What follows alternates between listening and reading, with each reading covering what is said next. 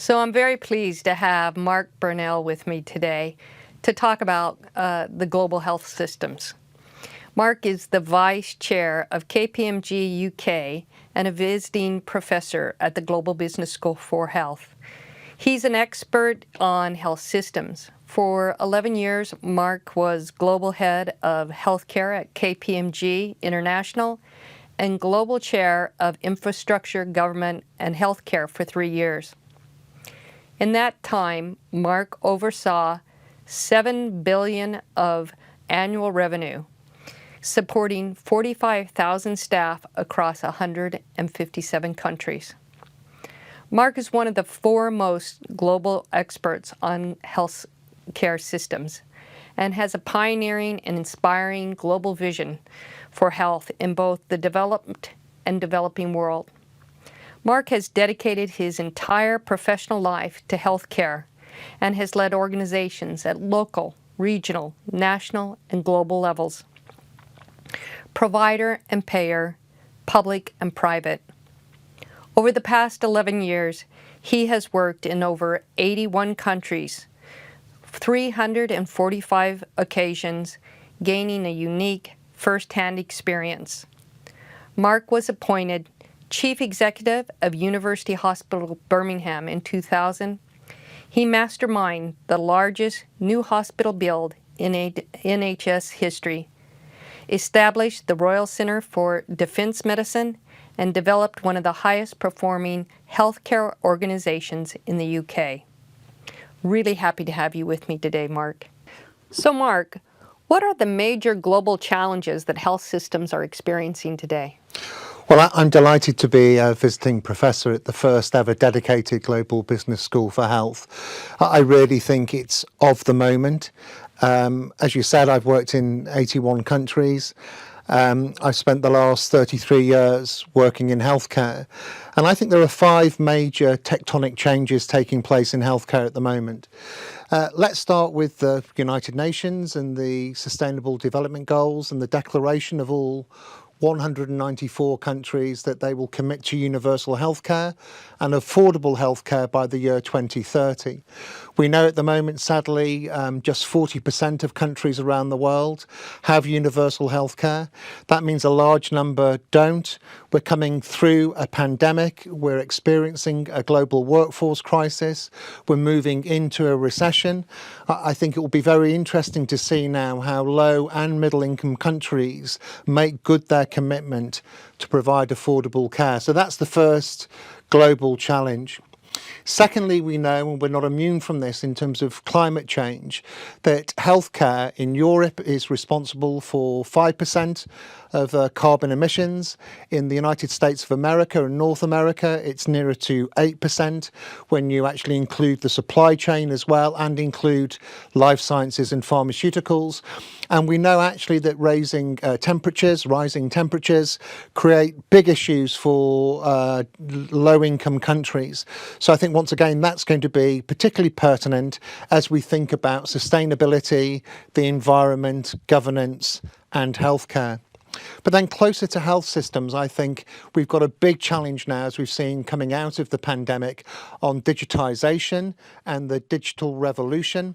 Increasingly now, countries from perhaps the East and also the South choosing to leapfrog 20th century medicine and 20th century health systems that we're familiar with in North America and Europe, and now thinking about being digital first. So we hear a lot about the digital front door.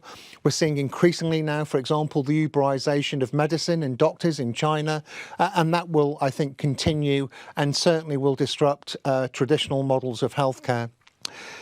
After that, of course, and I've written widely on the matter, I think the workforce crisis is with us now. You know the truism, there can be no healthcare without a workforce. We will be 18 million workers short by the year 2030.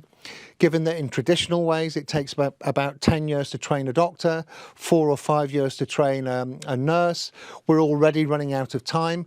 So once again, that will be a disruptor.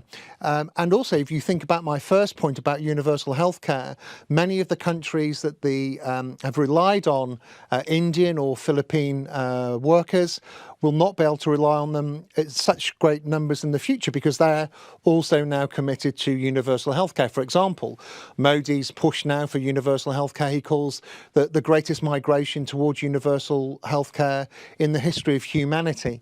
Never one for underselling his work. And then finally, I think the issue around integration. Traditionally, we've had hospitals that have defined health systems.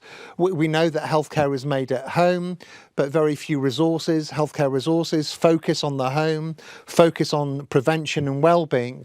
And so the global move towards integrated care is an attempt to put the patient or the citizen at the centre of healthcare and unpack 20th century medicine and then repack 21st century medicine in a more integrated and coherent way. So there are 5 challenges. I could go on. We could talk about genomics and the impact of life sciences. But you asked me for 5, so there are 5 just to get going. So Mark, those are incredible challenges, and I think we're all aware of how serious they are. So what can be done? What can we do to really meet this ever-increasing demand? Well, in terms of patient load, there are very few systems in the world, I can't think of any actually, that will remain sustainable or become sustainable unless we really harness the power of patients as partners and communities as carers. So I've already talked about healthcare being made at home, not in hospitals. But of course, as we know, about 75 to 80% of most traditional health systems goes towards secondary and tertiary care. Now, much of that is warranted. But when you think about the rising demand of non-communicable diseases, the increase in cardio and cancer conditions, then you realise that really we need to be moving care upstream to make sure we're more focused on prevention and well-being. And so I think increasingly with technology and also through a lack of skilled healthcare workers, we are going to have to ask patients to do more. Now, of course, the real trick is how you ask patients to do more. Where you have socialised systems where you believe that's already paid for, that's one challenge. Where you have for-profit insurance systems, that's another challenge. Ironically, both sets of consumers or customers then believe they've paid for their healthcare already and therefore they're entitled to anything they want. But I think the real trick will be, and we do know there is an evidence base, that as patients become more empowered, actually their consumption of care counterintuitively reduces by between 8 and 21 percentage points. So I think the real quest in the 21st century will be about patient empowerment, patient activation, and also community mobilisation. I think also that calls into question then the idea that healthcare professionals really know everything. It will force us to think again about asymmetries of power between professionals and patients, between governments and professionals and patients, between patients and citizens and communities. And I think it's going to take quite a lot of thinking, which is why I think, once again, being a visiting professor on this business school gives us the opportunity to reimagine and to harness all the good ideas that are taking place around the world. Well, I hear a lot nowadays about healthcare data, and it's, of course it's debated and there's privacy issues, and there's a lot of belief, though, that by tapping in and mining data better, that we could come up with a much more efficient, more effective healthcare system. What are your thoughts about healthcare data, and which systems do you think are tapping in or using data best, particularly personal data? Yeah. Well, I think obviously healthcare and data and private and confidential information has been hotly contested over the last 4 or 5 years. But there are some countries that have been able to successfully sell the idea of having, for example, patients carry their own medical records. So most notably, I'm thinking of Australia just 2 or 3 years ago, where they ran an aggressive or assertive campaign to make sure that personal data could be shared with patients and then aggregated. Now, there was, of course, a dropout rate in excess of 10%, but that's still, in my opinion, a great success. We also know from examples in the United Kingdom, perhaps sadly, how not to do it, where that debate took place 5 years ago. The government was very bruised, still is very bruised about that. But there can be no doubt in my mind, for 3 reasons, which I'll come on to, why actually the aggregation of data, anonymised aggregation of data, helps population health and will indeed downstream help patient care as well.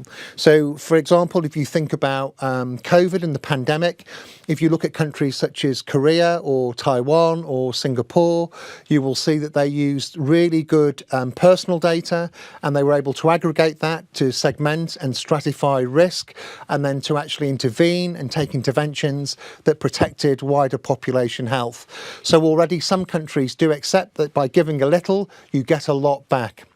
Secondly, when I think of countries such as Israel and their health maintenance organisations, I'm thinking in particular of Colton, which is a 52% market share, 4 million insured lives. They use personal data now, and once again, they use it to segment and to stratify patients with long-term conditions. They get a much better deal, much more personalised, much more personal, less reactive and much more proactive. And you can see in the case of Israel, they just spend 7.3% of their GDP and get nearly 84 years of life, a very high value health system.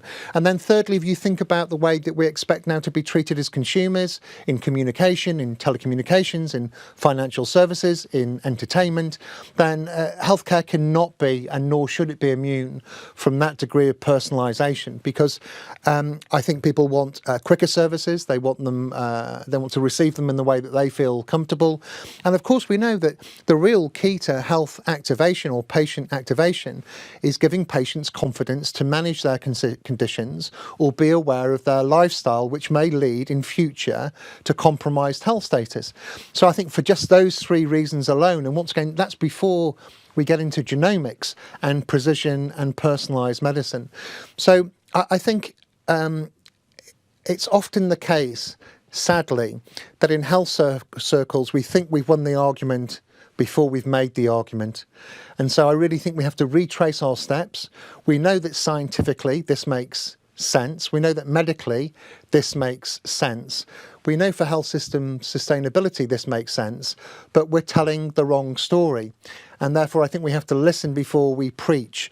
And therefore I think this active listening for communities and societies and government is really important before we go and sell something that we as healthcare professionals feel very convinced by already. If you like, it's the last vestige of a 20th century paternalistic health system telling people what's best for them. And people, in my experience, don't react well to being told what's best for them. I think we have to find different communication channels and a different way of having conversations with patients and consumers in the future. So that's really fascinating. And I hear really from you that emphasis on patients and empowering patients. So how does artificial intelligence and this kind of digital landscape that you've just clearly articulated, how do you converge those two? That's a great question. And we know that historically health as an industry has been almost immune to some of the, I think, some of the amazing advances that we see in cognitive assurance, cognitive assistance, artificial intelligence and robotics. Most industries obviously see a massive and profound improvement in customer service and also in industry productivity. And we've yet to see those gains yet for patients or indeed carers. One of the things that we've learned during our research at KPMG and also my global travels is that actually when you think about the way in which we introduce technology it's usually introduced in spite of working practices. And essentially what happens then is you get fossilizations and secretions of old clinical practice and new technology. And let me tell you, old clinical practice always triumphs, because human beings are still stronger than robots, because robots can't argue back yet. So the real issue is to demystify models of care, to look at the component parts in terms of the skills and the tasks as you're demystifying that model of care, to think then how clinicians especially can look at skills and tasks and then model how technology can help them in their job. And that's where really we need a much more profound appreciation of the work as experienced and technology as anticipated. And as you start to move these two things closer together, you have a better chance of a better fit, a better chance of a quicker take-up, and a better chance of longer-term sustainability. So in a sense, we have to deal with the human before we can deal with the digital and the technology. Now, of course, in other industries, my own included in professional services, we don't hang around for that consensus. Human beings have to change their practices as technology is introduced. So I'm not saying we can be completely consensual about this. We'd be talking forever if we were to be, but there has to be a better balance between appreciating the clinical context and the environment through which tech companies view healthcare. But overall, again, it's estimated that 36% of all tasks in healthcare can be supported by artificial intelligence, cognitive assistance, robotics, and so on and so forth by the year 2030. It's just that nobody's really clear which 36% they're talking about. And that's why you have to strip back the healthcare process, demystify the clinical model of care, and then look at skills and tasks that can be supported by robotics. And of course, we know when you look at big data in terms of genomics, there's no other way to look at genomics apart from big data. We know already that for example, in India and other parts of the developing world, they're now using AI for pathology and indeed ophthalmology, which you'll be aware of, and radiology. And so that will continue to become mainstream over the next 5 to 10 years. So all that's really fascinating. I want to now turn to China. It's a huge country. We hear lots about it in terms of its politics and its economy, but more importantly, its people. It's got 1.4 billion people. And as we all are more and more aware, the one-child policy has really quickly, flipped that kind of pyramid where we have fewer young people who will support more and more aging adults. So, are there any quick wins in China? What would be your kind of advice in terms of things that could be done in the short run to try to make sure that they're shored up for the long run? Well, the nice thing about China is that it doesn't actually fixate on quick wins. It fixates on sustainable solutions for the population.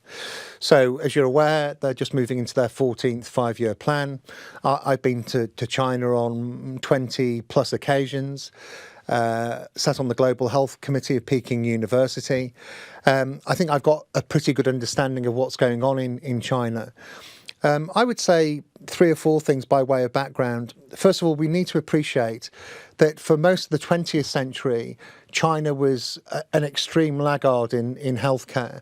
And then only during SARS and MERS of 2002 and 2004 did the Communist Party and government really come to understand that frail social security and shallow universal healthcare could incite people in terms of not getting what they want from their government.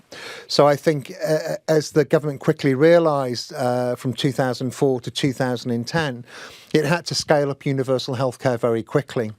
And to that end, it's been very successful. It lifted about 500 million people out of healthcare poverty and put them into a broad but still shallow universal health scheme.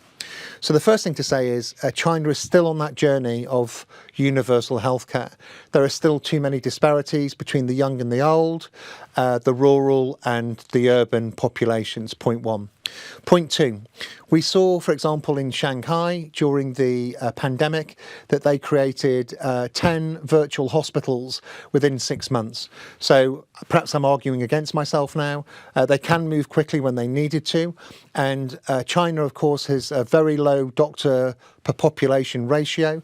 It's not going to really improve upon that anytime soon. And therefore, it's one of the countries now that is experimenting with a great leap forward in terms of technology. So I think we can expect many more joint investment opportunities between global technology companies and Chinese technology companies and patient empowerment and patient care. Point two. Point three. Like many countries, after they became unified, they built a number of hospitals, especially in their major conurbations and cities, as a sign of their national virility. Now, quickly they've discovered, whether it's in Beijing or Shenzhen or Shanghai, that actually these hospitals fill up very quickly with old people. And as you quite rightly said, China really now is paying the price for policy decisions it made 30 or 40 years ago. And quite simply put, those hospitals now, which are considered to be high quality if you're a Chinese resident or citizen, are now full of older people. And of course, that's now causing a real problem because the fertility rate is less than 1.4, which you need to replenish your population. And therefore, we're starting to see now very interesting public-private partnerships where the Chinese government is searching, you might say groping towards solutions for aged care. And then finally, I think that the issue about health system reform, we know historically the supply chains have been leaky, and that's a polite way of saying there's been built-in corruption from pharmaceutical supplies all the way through to doctors taking envelopes of cash. And the reforms now, of course, are really designed to stop all of that. And for what I understand, they're being successful. They're starting to give health systems more autonomy. They're letting them experiment more with payment systems. And they're also being increasingly permissive in terms of public and private partnerships. Overall, I would say the 12th and the 13th and the 14th five-year plans have been successful in broadening access to healthcare. They've not been completely successful in providing high-quality healthcare. The Chinese do have long-term plans, and therefore I think it's really trusting in the five-year plan process. And as far as I'm aware, there will be obviously more government expenditure, but they'll be expecting more private expenditure as well, because you've got a very buoyant middle class now. And the real trick for the Chinese government is to maintain social cohesion while to let a limited form of state capitalism flourish. So in short, to try and answer that difficult question, I think there'll be some interesting innovations in China, especially around technology. But I think that's all with the grain of their long-term plans to provide better social cohesion and the fruits of economic growth to the people of China. All very interesting. I was surprised, however, to hear you not mention community networks, because I know you've written about those. So could you elaborate a little more on how community networks exist in China and why you have advocated for those as the future for the Chinese health system? Yeah, well, community networks obviously historically have been very important in Chinese society, but obviously now with the ageing population and also the migration to urban centres, the lack of support now for elders is really placing a greater burden on the state. So the first thing I would say is that historically, the way that China has been able to spend so little of its public expenditure on healthcare is because of a strong sense of community, which is now breaking down, as in many Western societies, as younger people flock to the cities to make their living. That said, we do know that where you've got communities as carers and patients as partners, as I said previously, you can actually reduce the need for formal healthcare services. And what China has tried to do in terms of its primary care development is empower doctors and a small number or thin strata of nurses to empower patients with their long-term conditions. We see this in Africa, for example, where where, you know, they've got only 4% of the world's health workforce, but 25% of the world's health burden. And so there are similar techniques in China, but I think the real issue now is that the Chinese government is placing big bets on technology. Really, I think either supporting or superseding the old familial ties that China has rested on for the last couple of centuries. So it's still there, but it's changing, and technology is starting to take its place. And I think in the rural communities, which are most hard-pressed in terms of access to qualified medical staff, we see doctors and nurses and other health practitioners being more community advocates for their patients. And also we're seeing that in India as well, with the push towards universal healthcare. So they are distinctive flavours, they are helping. It's not the whole solution, but it's part of it. So one of the other things that you've written about is, of course, the whole idea of framing health around productivity. And when you're faced with an aging population, it seems that the only answer then is to extend the life of that population in terms of health and making sure that they can stay active. Do you think that's possible in China? That's a great question.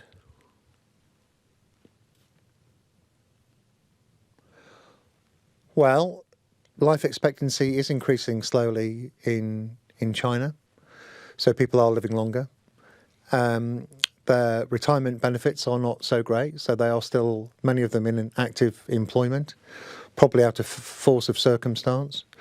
Productivity, as we know in healthcare, is an amalgamation of 10 things, but I'll just give you 5. The power of education and training, the power of research, the power of infrastructure, the power of technology, and the power, basically, of the rule of law and the way that systems are governed, health systems and countries. So I think China is thinking about how it improves productivity because it has too few health workers for too much demand. And so this issue, once again, about technology, I think will be very important. It's too early to say whether they'll be successful. Frankly, it's too early to say whether any country will be successful. We know that globally, healthcare productivity is about plus 0.9% per annum. We know that globally the best companies in the world have between 2 and 3% gains of productivity each year. Now, there are good reasons why healthcare is only half or a third as most productive as other industrial sectors, because healthcare by definition is a human being placing healing hands on another human being. But that said, there's room for improvement. So I do think countries like India and China are thinking very hard about productivity gains because they don't have enough healthcare workers. Their population is probably more forgiving of technology in healthcare. So I think the preconditions are helpful and hopeful, but it's too early to say whether they will make a success of it or not. I am pretty sure, though, in places like China, where you're now starting to see the disintermediation between a healthcare professional and a patient. What do I mean by that? Essentially, you're seeing the Uberization now between the consumer as a patient and the healthcare as a professional, and bringing through technology those services together as quickly as possible, a bit like an Uber ride. And certainly now, if you look at some of the growth companies in China, Ping An Good Doctor, which is an insurance product but also provides services, is doing that through technology and essentially the Uberization of doctors, and it's been profoundly successful. So once again, I'm not sure. I think there are some green shoots. I think this experimentation is worthwhile. I think we can learn from it in the West, and I think if anyone can make it work, China can. So that's fascinating. And you've talked a little bit about some of the challenges, and there's a great example of something that looks like they might be getting it right. Is there anything else that China's neighbors can learn from what they're doing in healthcare? Well, given that we know that only 40% of the world's countries have universal healthcare, I think if you study Chinese health system development over the past 2 decades, you have to consider it a success. You have to remember where it came from, which was pretty awful. at the turn of this century. But I think the way that they've gone about building universal healthcare, broad and shallow, and then deepening the basket of benefits is the right way to do it. I think their emphasis on technology is sensible. They are trying to corporatise pretty old-fashioned and stuffy public health institutions, and I think the jury's out on that one still. They've still got issues with the quality of their workforce and modern pathways of care. They're still too hospital dominated. But I would say things that the world could look at would be their move towards universal healthcare.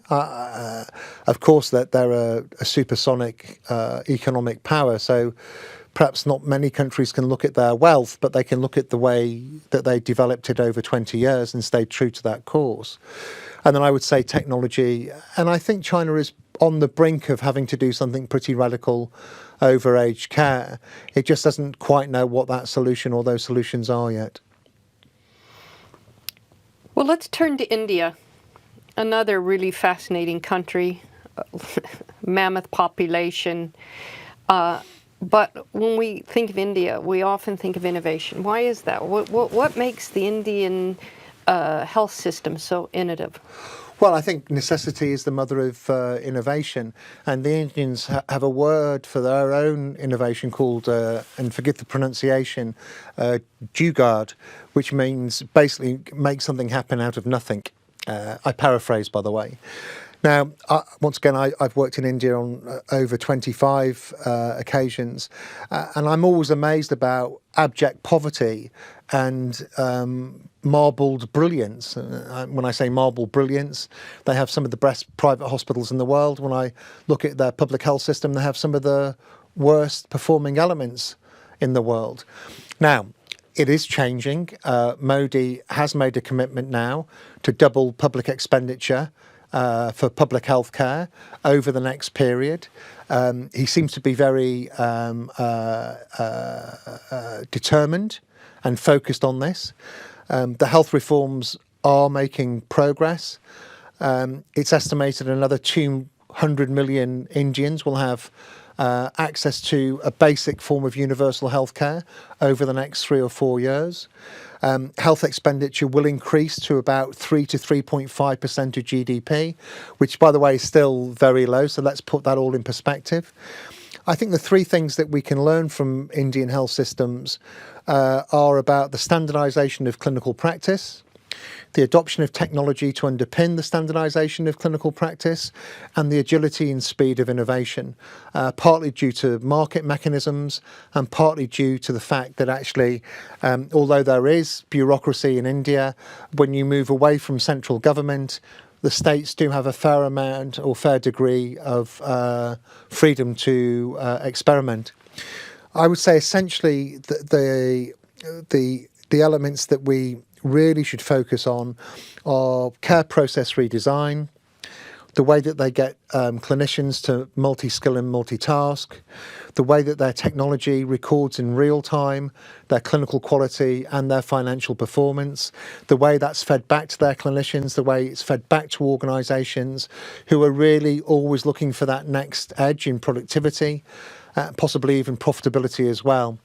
Now, it would be wrong to say that all of India's health system is like that, as you well know. Still, the vast majority of the population live in rural areas. Access to care is much worse there. And so what you're having to see now is new forms of primary care, new forms of community worker again, built on the principles of traditional Indian medicine, a bit like traditional Chinese medicine as well. So taking what's good from the traditions, using that know-how, mobilising for modern healthcare. So that there is a lot to commend. And as I said, there is always natural rivalry between China and India, and both are on a race now to make their populations healthier. Of course, India has many younger people and therefore, in a sense, is less focused on productivity than China, because obviously the relaxation of the one-child policy in China really hasn't produced the goods. By the way, on China is now short of 200,000 obstetricians. since they relaxed the one-child policy. So that's an interesting example of how a change of policy results in also other wicked problems to solve down the line. I would say, though, what Modi has been quite successful in doing, there's always been a great divide in India between the public and the private sector. And obviously, coming from the UK, where there's an easier relationship of sorts, although obviously still ideological and theological divides. What Modi is encouraging now is greater public-private partnership, because the government is finally putting its money where its mouth is, and that's giving investors confidence then to think about investments. Still a long way to go, but certainly it's an active and vibrant marketplace. I think Modi needs to think more about doing trade deals in the future. There are a lot of healthcare staff that leave India, whether they're doctors or nurses. If you think about the United Kingdom, 1 in 4, 1 in 5 graduates comes from Commonwealth or former Commonwealth countries. He's going to have to think about that a bit more. There are opportunities for bilateral trade deals, I think, in the future, given the global workforce crisis. But overall, I would say he's making good headway in what is a chaotic system between federal government and state governments. He seems to be remaining true to his word, which hasn't happened in 20 or 30 years of health reform in India. People are taking it seriously. I'm sure he's convinced it's the key to his success in the elections that will come. And I think he's building up good momentum. Overall, their ability to innovate on very little, so-called frugal innovation, jugaad, I think is something the rest of the world could pay attention to and place and put in its own context and think about the elements of success. So all of that is really interesting, but I think there's also the challenge in India, of course, is the social determinants of health. And so how do you kind of balance out, as it were, between really focusing on healthcare and getting the health system right, when we know that the social economic environment in India is so very uneven? Yeah. Because we're going to find that there are a lot of people that are going to require a lot more resources from the health system because their lives are just not compatible with good health. Yeah, absolutely, Nora. And this takes us back in part to climate change and pollution and the quality of the air environment. You only have to go to Mumbai or to Delhi to realise on some occasions it is quite difficult to breathe. Ditto Beijing, although they've made improvements now. Look, this has been a big debate in terms of Indian health reform, because really, even if you do address the issues of universal healthcare, access to health services, the preventative agenda is so much bigger. And so, quite rightly, I think respected global commentators have questioned whether the money is going into the right place. So I would accept that as a very valid and legitimate debate and argument. What I think Modi's government is trying to do now, if you look at the rural areas and indeed the urban areas, where access to sanitation, access to clean water, access to power and energy have all been problematic. Last time I was in India, there were power outages. There were obviously issues with sanitation. What he's trying to do is build extended wellbeing community centres, which is trying to actually address some of those issues. But once again, they're reactive. Although they are trying to reach out into the community, his reforms in terms of energy and sanitation are also running alongside the health reform. So perhaps they might say, if you ask them, the Indian government, this question, they would say we're trying on every front. In terms of healthcare, they are trying to invest more in community centres, which are more about well-being as much as health. I don't want to overstate this. I don't think it's going to be the cure for all evils, but I think they are conscious of it and they're trying to do something about it. But of course, life and death have different meanings in some countries. Some lives seem to be cheaper and less expensive and less valued than others. And I hope that changes, and I hope it's changing in both India and China. So along with that, you talked about Jugaad and innovation in India. Is there one innovation that you've seen that just you went, wow, that's miraculous. That is really a game changer. Yeah, I did. Deb Shetty, who's known to many people around the world, very charismatic leader of Narayana Health, the big heart centre in India.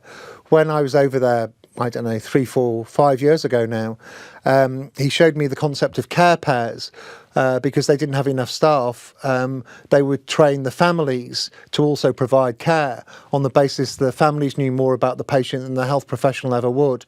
And of course, I understand the theory. I've written about the theory. I saw the practice, and it was amazing. It was truly amazing how you could identify skills and tasks that could be done by a healthcare professional. You could then question who else could do those skills and tasks. You would then look at what you would need to train non-qualified staff to do, and they would be an umbilical part of that care process. And what was really amazing is to see the relationship between the patient's family or carers or extended family and the healthcare professional. They weren't patronised, they were valued, they became more competent and confident. And of course, patient experience improved, length of stay reduced, costs reduced. And I was blown away by that system. It's the most immediate example I can think of that I've ever seen in all my travels of people putting theory into practice and doing it very quickly as well. So it's not about a technology innovation. It was about the way that human beings could be harnessed to provide care for other human beings. That's great. So along with that, we also hear a lot about heart surgeries and being able to do them in mass and really unbundling, as it were, what the clinician does versus the support staff around them. And this has been amazing in different examples in India. And again, it's micro examples and but when you look at that and you see that ability to do things and to really drive economies of scale, is it only possible in India, or is there things that we could all be learning about how they're going about, improving and driving down costs by the way they have really taken the professions and turned them much more into tasks, as you just as your previous example articulated, rather than looking at roles? Well, if you think about the three elements of their secret sauce: demystify the clinical care process and standardise it, apply technology to record and measure in real time and feedback to the clinicians and organisations, and improve labour agility and health workforce agility to support those two other things, then of course it stands to reason that those could be transported to other countries, and other countries will say that they're doing them. I wouldn't say with the same degree of pace or purpose or agility, but yes, of course they can be transplanted and transferred. Context is always important, but yes, they can be. And of course, to a certain extent, it does happen around the world. If you think about some of the biggest brands in healthcare, they're specialty brands. The Cleveland Clinic, for example. Yes, you can carve out specialties. I mean, from your experience of Moorfields Eye Hospital, that actually you can standardise production to a great extent. And of course, you've also got that in India with Aravind as well, of course, which is a very successful eye hospital at industrial scale. I mean, there are different cultural aspects which would slow certain countries down, but no, I think the principles are basically sound, and they could and should be extended in other parts of the world. So how about those, I'd be very curious to know how the professions accept this kind of approach to healthcare. We hear a lot in the UK, in Africa. One of the biggest barriers are those professionals, the consultants, who don't want to allow the kind of uptake or the debundling of what they see as integral to their profession. So have you learned anything from the Indian experience that spills over into that arena? Yeah, I mean, I think you make a very profound point about some professionals drawing up the professional drawbridge once they've made it. And sadly, that does happen. But I would say, before we go back to India, let's think about, there are some brilliant examples. You think about Kenya or Mozambique, for example, where, because they've got a shortage of gynecologists or obstetricians, they are training midwives and nurses to support the birthing process. So once again, there are great examples around the world. Rwanda would be another one, for example, where they accept that really innovation is the mother of necessity. And so I wouldn't want to let anyone think that there isn't great experimentation going on in Africa, because there is. But I think there are three reasons why healthcare professionals in India are perhaps more agile. The first one is, certainly in the private sector, that they understand that their payment that is dependent on their productivity, rightly or wrongly. Secondly, I think the way that they're trained and the way that they're socialised during their education means that they are perhaps more open-minded to think about experimentation. And thirdly, of course, if you haven't got the staff, you just haven't got the staff, but you've still got the patients. So what are you going to do? So I think it's a combination of those factors. Also, the way that organisations are led. I think there's some great health system leaders in India, both on the public and the private side. So a combination of those reasons. I think also consumer power, to a certain extent, drives or shapes professional attitudes, for both good and bad. So in India, I can think of both good and bad examples. In China, of course, you'll be aware that there's a lot of violence and mistrust in Chinese doctors because historically of the corruption issue. So it cuts both ways. But I think they would be some of the factors that I would think about. And then, of course, the real issue in the developing world is the health industry, the health sector, having to come to terms with a rising, prosperous and more powerful middle class. So, of course, we may be heading towards a recession. Who knows how far that will be a global recession. But certainly in terms of the advance of the middle class in Asia and ASEAN, that has shaped and changed professional attitudes dramatically over the last 2 to 3 decades. Well, let's talk about Israel.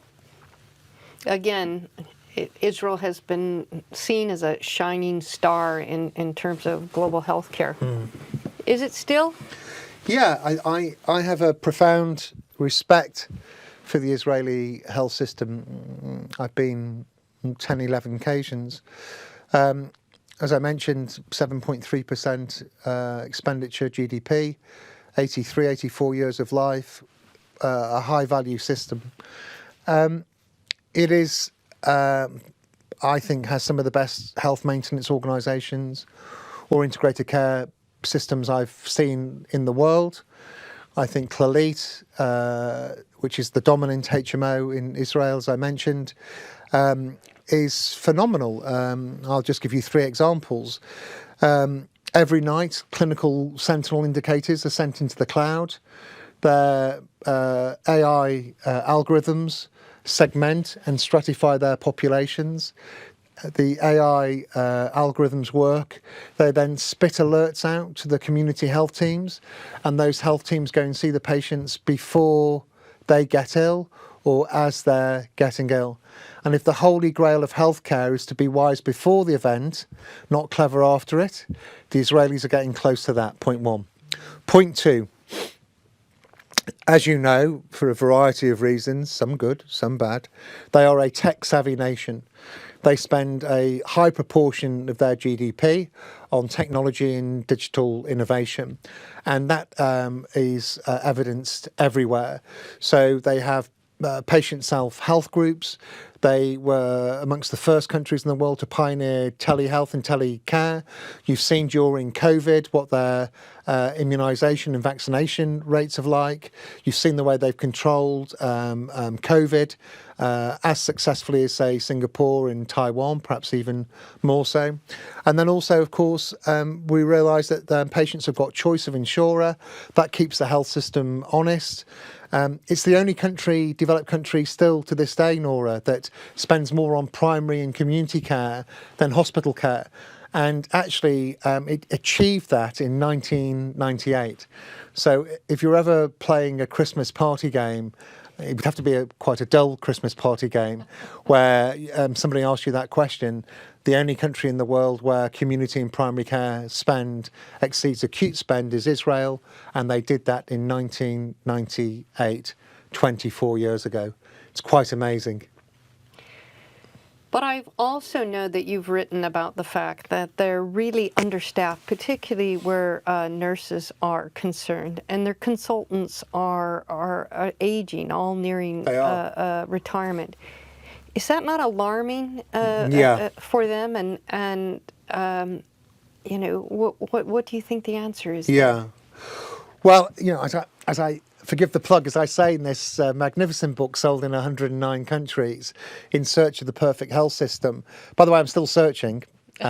But every country has something to teach and every country has something to learn. So no one's perfect. But in Israel, you're quite right. What's interesting is the collapse of the Soviet Union in 1991, give or take, saw a large number of Jewish doctors, Russian Jewish doctors, migrate to Israel. And of course now, if you think about 1991, they're very old now. You know, they're in their 70s.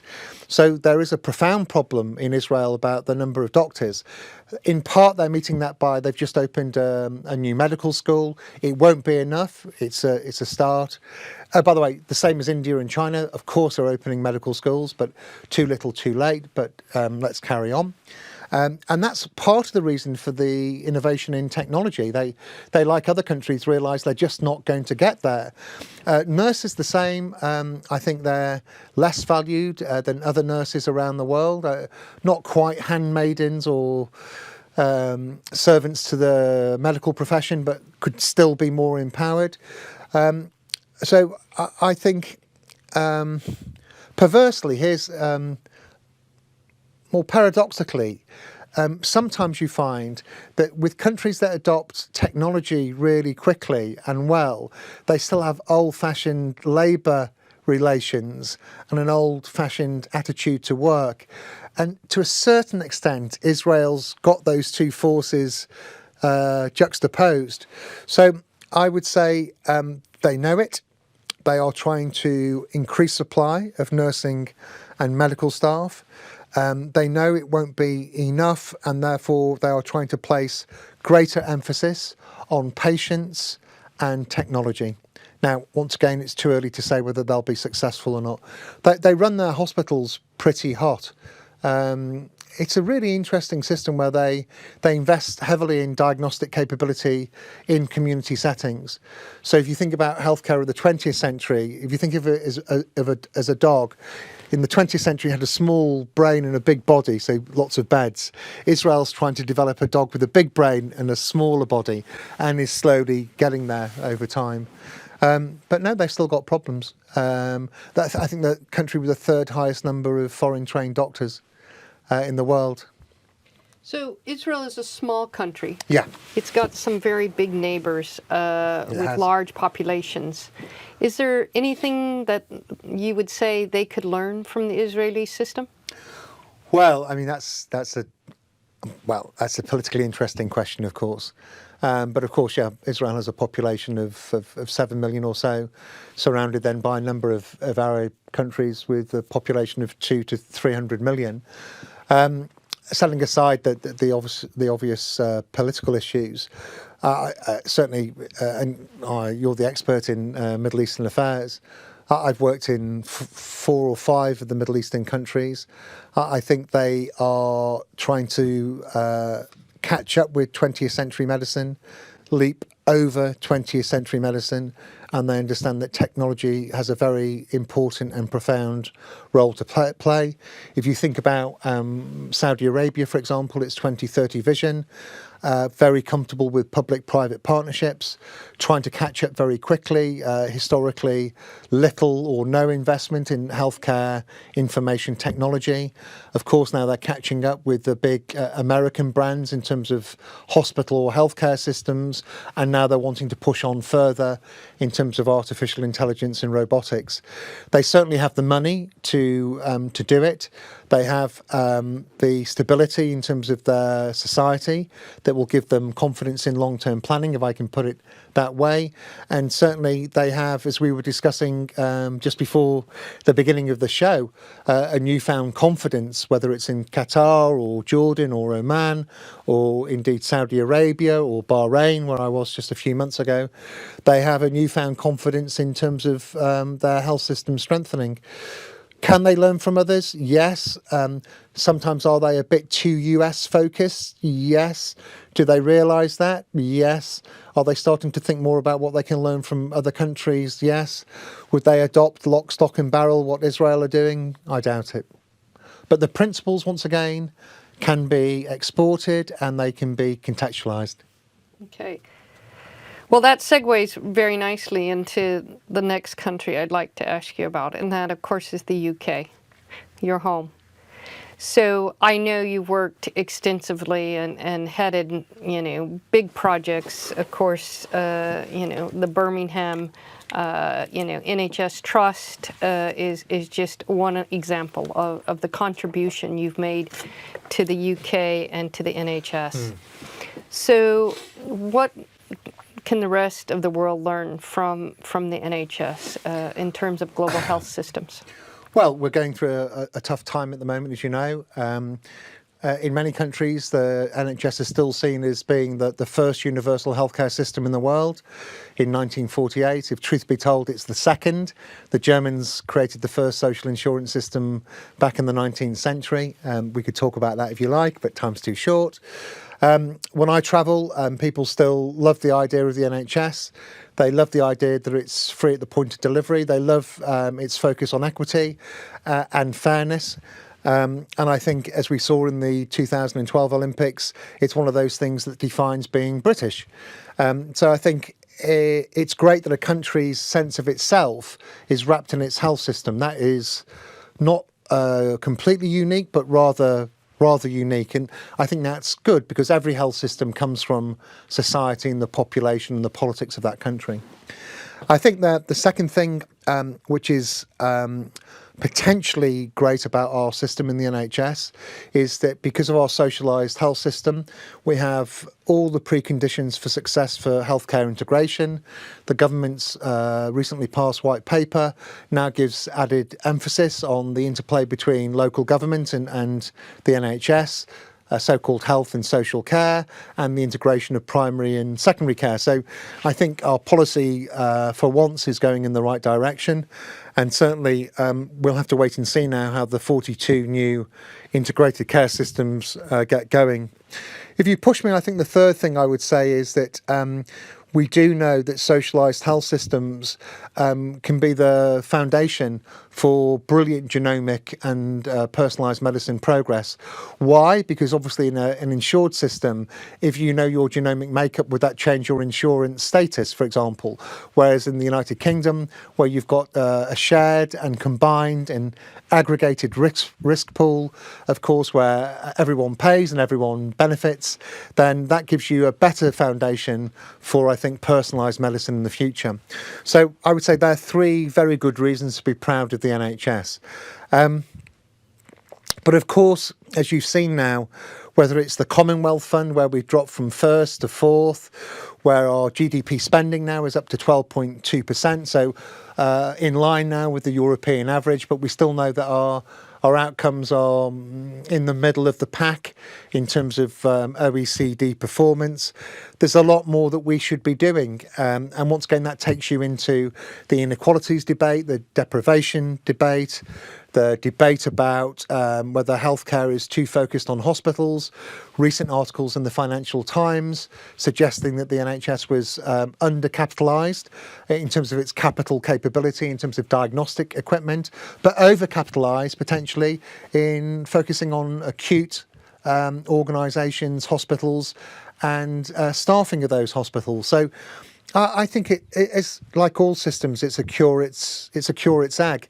It has some things it should be very proud about, and some things that it needs to improve upon.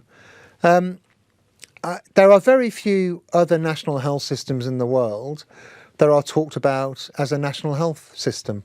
So I think, and everyone's always curious about what the United Kingdom is doing. Often I hear people say to me around the world, what, another health reform? And of course we go through major health reform on average. In the 33 years I've been working in healthcare, every 2.5 to 3 years. So it's probably a little bit excessive, but it gives other people lots to talk about. So that really brings me to my next question, and you've written about the long-term plan in the NHS. Yeah. Given the fast-paced move and often the changes in the NHS, how relevant is the long-term plan? And maybe for those who are not familiar, just talk us through a little bit about what was in the whole vision of creating a long-term plan. Well, the long-term plan really, I think, was a smorgasbord of the best bits of health reform going around the world. So it talked about an emphasis on primary care, an emphasis on community care, switching resources from acute hospital care to primary and secondary care. It talked about investing in mental health. It talked about better joined up service between health and social care. And it talked about better prevention as well. So it had some really, really great stuff in it. And I don't think anybody could disagree with the vision of it. But if you look at the actuality, I think with the exception of mental health, where the funding has been constant, where we've tried to improve the number of mental health workers and also deal now with a mental health tsunami coming out of the pandemic, I think by most people's acknowledgement, if you look at now access to cardiac or cancer or the 6.4 million people on the waiting list, none of those things were predicted, obviously, because COVID came along. Some of the claims on improving primary care and increasing GP numbers have fallen short. The integration debate is still really about structures, not about care pathways and patients and citizens. So I would say no one would disagree with the sense of direction. I think some of the goals have been missed, understandably, because of COVID. And now I think, in a sense, I know that NHS England are trying to refresh and perhaps renegotiate some of the targets in that as we head towards a tightening of the fiscal environment and also perhaps storms brewing in the wider global economy. And to be honest with you, the best that any plans can do now over a 3 or a 5 year period is point to the right direction, and the rest is about agility. So to be honest with you, having worked now 13 years in the private sector, 20 years in the public sector, one thing I do realise is really planning's great, but it's never right and it's always out of date. Agility and having a sense of direction and purpose and strong values, which are everlasting, are more important. So I think, to answer your question directly, it was refreshing. It was a combination and a culmination of the best bits of health reform around the world. It was refreshing. COVID collided into it. Some of it hasn't withstood that pressure, and now it's time to think again. So that leads me to my next question, and that is, not only has the NHS been under a lot of strain, but the public kind of trust in the NHS has started to erode, which is quite shocking in a country that takes so much pride in its national health system. What do you see for the NHS over the next decade? Yeah, that's a good point, Nora. Very good point. And it's important, I think, the that we are clear what the public said in that report. I'm on the board of the King's Fund, and of course we sponsored the public attitudes survey.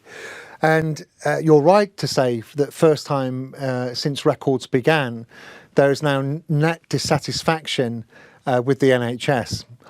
But, and this is an important caveat, there is not net dissatisfaction with the principles of the NHS. There is net dissatisfaction with the performance of the NHS. So the idea of universal healthcare being provided by taxation, free at the point of delivery, still quintessentially defines Britishness. And the British people love that because of their sense of fair play. But they don't like the performance, and they're quite right not to like the performance. Shocking waiting times on ambulances, shocking waiting times for elective surgery, shocking waiting times for emergency care, problems accessing primary care, in spite of primary care seeing more people than ever before, both physically and virtually. So the issue will be really, as we are now only 2 years away from the next general election, will be how far the government really just focuses on financial efficiency and waiting lists. And I expect them to do that. I wonder how much room will be afforded the integrated care systems to really do some of the things we've just talked about that could make a difference downstream. But I think it is fair to say that it's unlikely that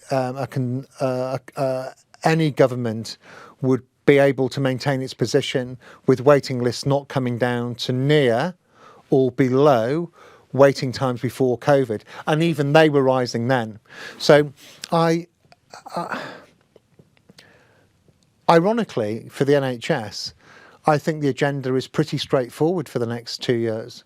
I think it's about workforce, waiting lists and Wonga being money.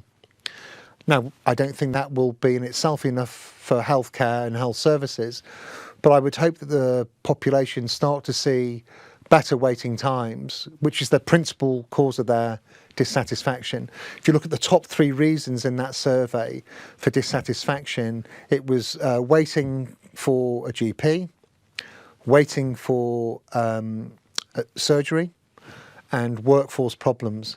And by the way, if you want to know what 4 and 5 were, only the great British public could come out with 4 and 5. 4 was they didn't think the government was spending enough money on the health service, and 5 is they felt they were spending it inefficiently.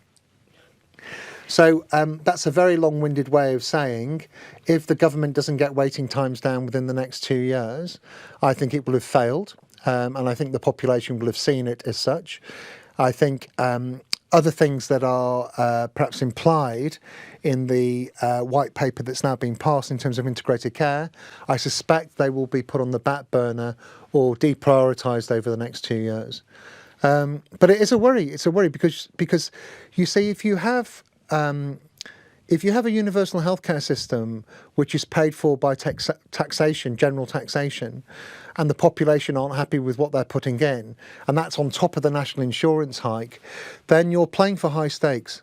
And I hope the government realises that, because you can't raise taxes without making a big promise that you deliver on. So this brings me really to, I think, what is such an important question, and this is about trade-offs. And you talk a lot about empowering patients and moving healthcare into the community, and this being the future of healthcare, and primary care becoming the center of what we need to do for long-term care. How do we get there from where we're at if we're going to be focusing on therapeutics and bringing waiting lists down? How will we ever transition over to that new vision that you've so incredibly well articulated? Are you talking about the UK or? UK. Well, I think sadly I've given you my answer for the next 2 years. I don't think there's going to be that movement. So what does that mean for the future? Well, the future doesn't stop, so it's not going to be a wasteland or a desert, because if you think about new technologies, There is still record investment going into the NHS. When you look at historically, the budget's never been higher, 160, 170 billion. So, of course, there's still opportunities to create many worthwhile services which respond to patient need. But to answer your question directly, I think in the next 2 years, I don't think there's going to be, I don't think the agenda you've described will be addressed. And then I think, rightly or wrongly, the battle for the next election will inevitably be drawn into what does the NHS of the future look like. And there will be, as usual in any general election, retail politics and retail offers, some of which will be superficial, some of which will be more profound. And my view is that whoever wins the next election in 2 years will then have to think about another 5 to 10 year long-term vision for the NHS, because quite frankly, the government needs to reduce waiting times down from 6.4 million. It needs to control fiscally the NHS because of the borrowing the country has taken during COVID. And I think it needs to address the workforce issues. Otherwise, most of the things we've talked about, quite frankly, are of academic significance and importance, because there can be no healthcare without a workforce. I can tell through my answer that I'm disappointing you, and I feel disappointed in telling you my answer, but I fear that's the frightening truth of the situation. Now, if you want me to tell you how you should do it, then you can think about some of the moves in terms of accountable care, integrated care, and health maintenance organisations in North America, in Spain, in the Netherlands, in New Zealand, in Singapore. So I can talk to you at length about how other countries, and Scandinavia, by the way, how they've started to plan themselves from being an illness service to a health service. But I suspect that will be for another presentation and another day. So, Mark, let's talk about Germany. A lot like England and Israel, it's very well known for its health system, and so really, what are the real features, the characteristics of the German health system that make it so extraordinary? Well, I think it's important for people to realise that in the same way the British love the NHS, the Germans love their health service. And it just goes to show that really you have different people in different places liking different things for the same reasons. And in the United Kingdom, as we've discussed, we have a socialised health system. In Germany, they have a social insurance system. And if I just may go off-piste for a second, the German system is actually the oldest universal health system in the world. It was created by Otto von Bismarck in 1883. He didn't create it because he wanted people to live longer. He wanted them to be fitter to fight. And the irony about the British NHS, of course, is that when David Lloyd George in the early 1902, 03, 04, 05 period, he went to Germany and saw how their social insurance system for healthcare made people fitter and live longer. And so he introduced the National Insurance Act in 1911, which started to be it was the umbilical cord of that act in 1911 to the NHS Act of 1948. So it's funny how things are developed, sometimes not for healthcare, but for warfare. Anyway, thank you for indulging me. The German system is based on principles of social solidarity, of corporatism, of individual responsibility. And it's a unique system because you have the federal government and then the 16 states who are largely responsible for most healthcare responsibilities. On any criteria you want to look at, life expectancy, 12% GDP, probably higher now after COVID. The ratio of doctors and nurses to the population, high satisfaction, high regard, high respect. So in many ways, the German system is one of the strongest in the world. Its outcome measures are compared very favourably to other countries. Now, not all is well. Germany has the oldest population in Europe. It has a workforce crisis, particularly amongst nurses. It has a carer crisis because it has too many old people and not enough workers. It is a traditional system where the doctor is God, where the doctors are paid independently of the hospital. Hospital payments are separated from outpatient payments, which in turn are separated from primary care and community payments. So it's a fragmented system.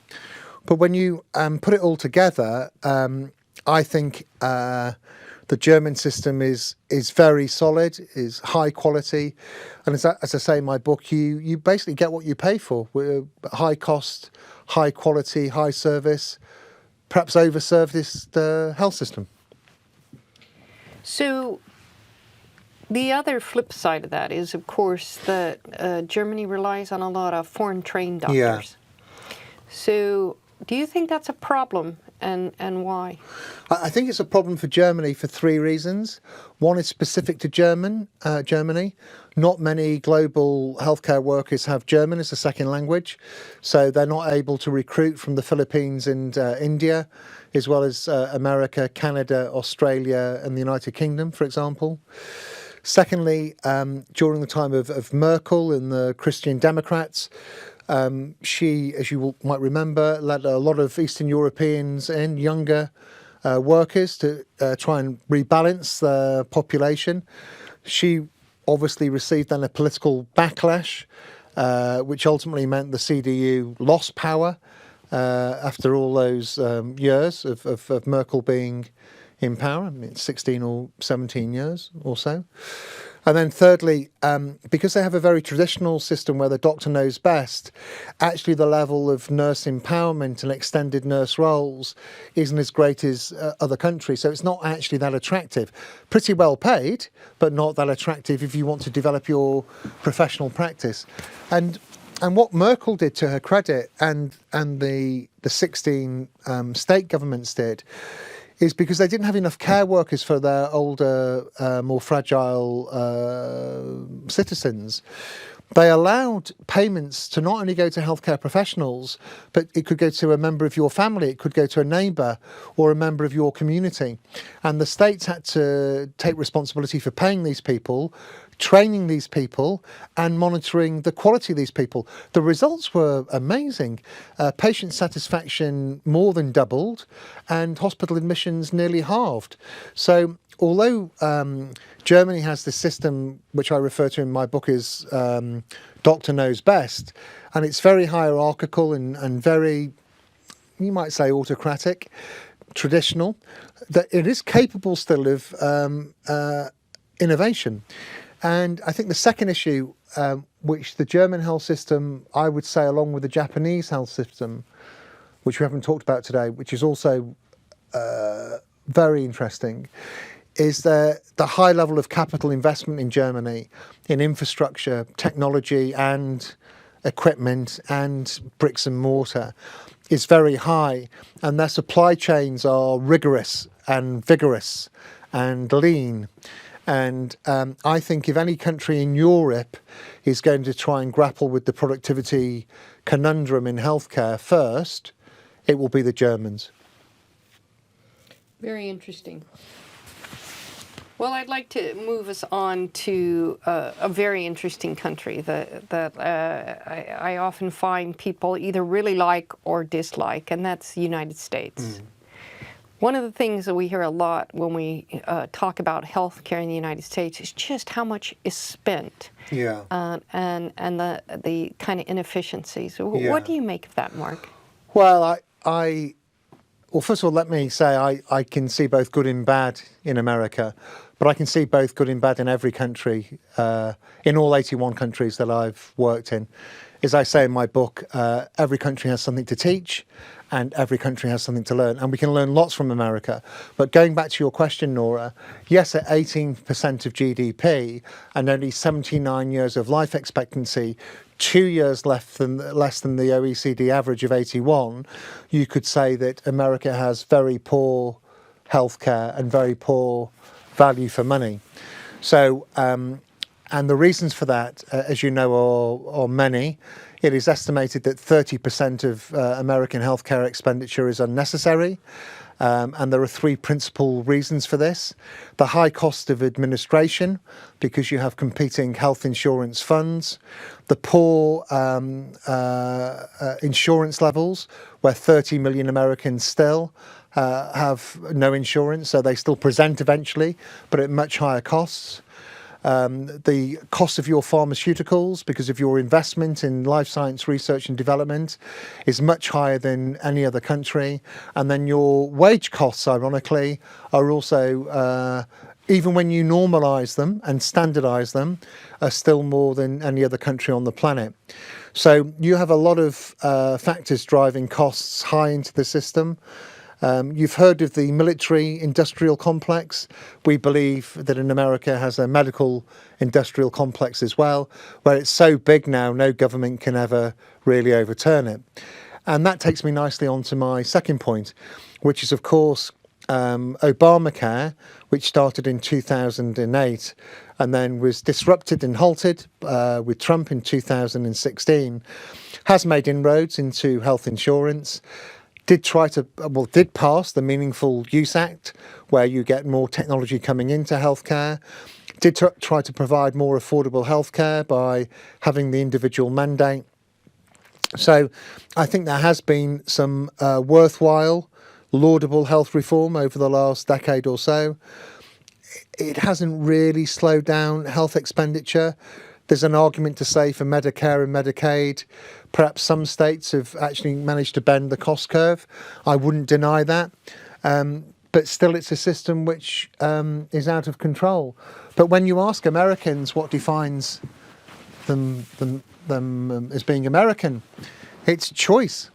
So in the same way that Britishness is defined by the NHS, if you try to socialise healthcare in America, you're an American living in Britain.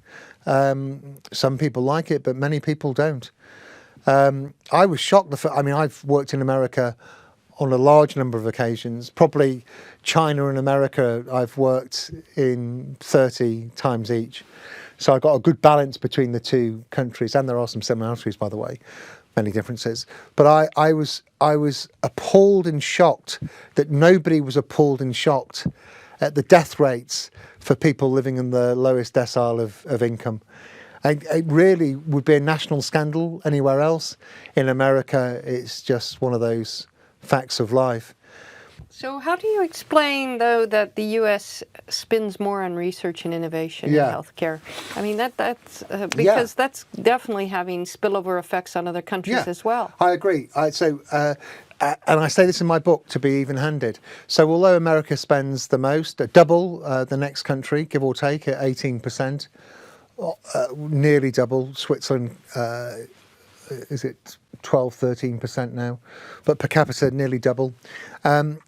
Of course, although it has many problems, and we've just talked about the cost pressures, what it does enable the health system in America to do is to innovate like never before. So the pharmaceutical market, America consumes 40% of the pharmaceutical market.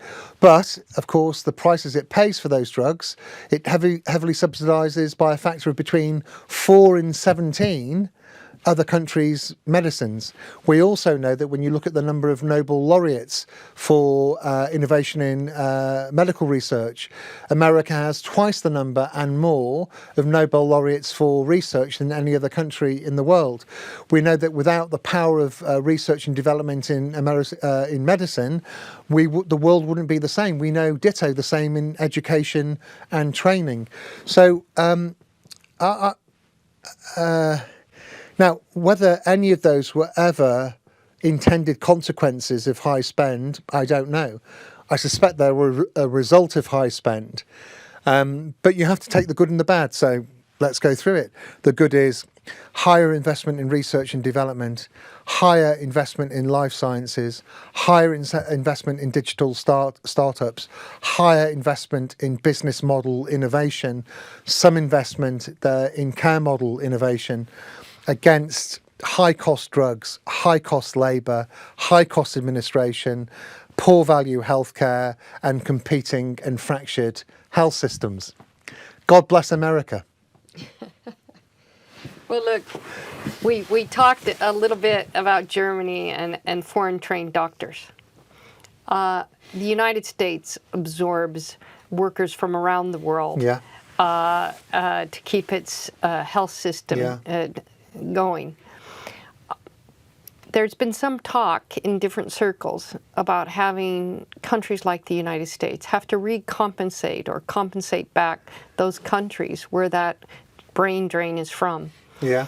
What are your thoughts about that, and is it even feasible? Really interesting question. Of course, I spend quite a lot of time in my second book, Human, Solving the Global Workforce Crisis in Healthcare, thinking about it. So just the facts first. I mean, once again, it's either perverse or ironic that the world's richest health system can't buy healthcare workers.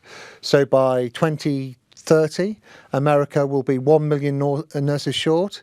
By 2025, it will be 125,000 physicians short, mainly in primary care, where they don't get paid the same amount of money. So the first thing to say is money can't buy you love, as the Beatles said, and money can't buy you healthcare workers. That said, if any country is trying to spend its way out of trouble, it's America. I don't know if you've been seeing what's been going on with nurses now, mortgages, training, education, bursaries is spiralling out of control as health system and hospital in the same city or state are trying to outcompete each other for the same nurses. Now we know historically Mexican nurses, Filipino nurses, European nurses, Indian nurses, Commonwealth nurses, all coming into America, good pay rates. But there is this issue now that quite rightly other countries are saying, well, what about retribution? Now, my view on this, as I said earlier on in the programme and show today, is that countries need to think about, in the same way they think about energy or financial services or goods and services, they have trade arrangements. And we can build reciprocal trade arrangements that have much higher degrees of reciprocity in terms of earn, learn and return. We can also think about, if you think about the two strongest nations in, say, medical and nursing education and training, they are respectively the United States of America and the United Kingdom, the two largest net importers of workers from around the world. Is it too much to ask that America in its foreign policy, as part of its soft power, or the United Kingdom in its foreign policy, a part of its soft power and economic power, basically start to develop training educations in these countries, and then those countries reciprocate by sending nurses or doctors for a defined period of time to earn, learn and return. I don't think that's too much to ask. I think it's within the gift of humankind to do that. I think it would make the world a better place. I would think it would make the world a more tolerant place. I think it would build mutual respect between nations and professions, and increasingly it would ensure that you have healthcare workers that look like the communities they serve. So as you can see, I'm a believer, and once again to paraphrase the Beatles, I'm not the only one. Or a dreamer, and I'm not the only one. I do think there is a more profound way, given that we have a global shortage, for big countries, powerful countries like the UK and Australia, Canada and America as well, to think about what they're doing and the way that they go about training and educating tomorrow's workers. I also think over time, I hope that we can build an international passport where we have greater mobility. As you know, if you look at the regulations around just nursing in America, some nurses can't move between states. Doctors can't move between some states. So America's got a lot to do that it can do itself to heal itself, but still that won't be enough. And then going back to some of the great things about America, the amount of private equity and investment capital in the Valley, in Silicon Valley, in California is very significant. Of course, some of the great innovations around health technology have come from the United States, whether it be wearables or population health management systems or electronic patient records.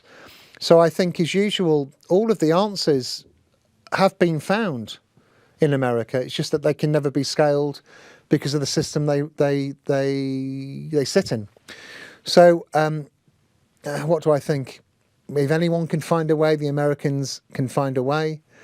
It will never be done for everybody. It will be done for people who have a better standard of living and more privilege. And that's a stain on the US. It's one of the few countries, developed countries in the world, that still hasn't got a universal healthcare system. So I'm pretty sure we wouldn't accept that in the West. But having said that, at the moment, America shows every signs of reverting to type and just trying to spend its way out of trouble.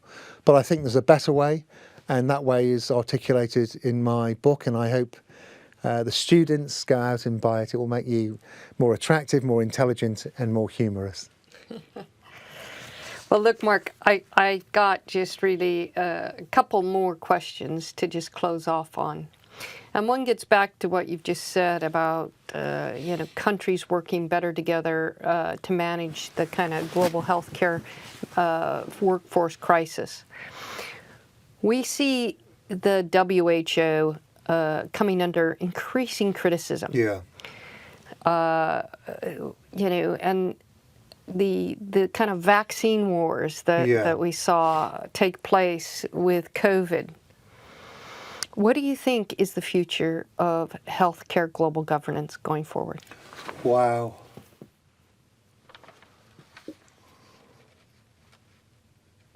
Does it lie with the private public partnerships, or do you think it can be managed through governments? That's a great question to end with, Nora.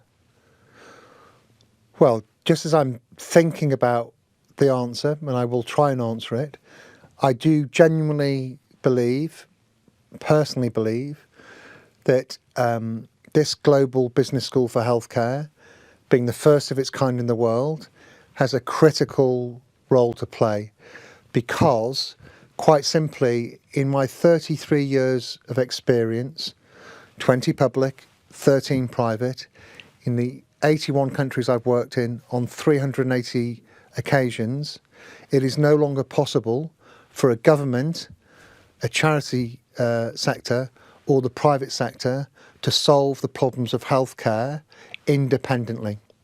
And therefore, along with civil society, we need charitable, public and private sector organisations working together with governments to face down the increasing healthcare challenges that we see, where there are more similarities than differences globally in how health systems act and behave.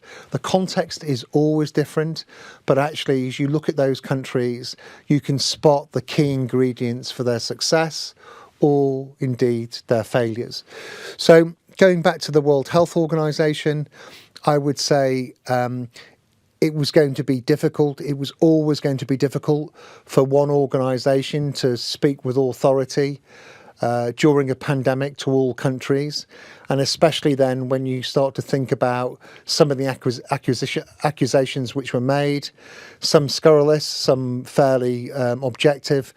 I think it does a very valuable job. But no, to answer your question, I don't think it is by itself the solution.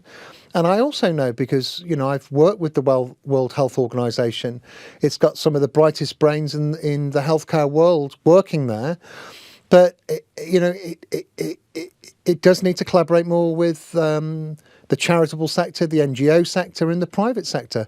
So to answer your question, the reason why a global business school like this is so important, so of its time, captures the zeitgeist so wonderfully well, is because the future is about a fusion and collaboration between these sectors, so that we can all teach and we can all learn for the benefit of patients and the benefit of humanity. And I'm so personally proud to be part of this course. I want to thank you for giving me the opportunity, and I can't wait to meet the students. Thank you very much indeed. Thank you, Mark.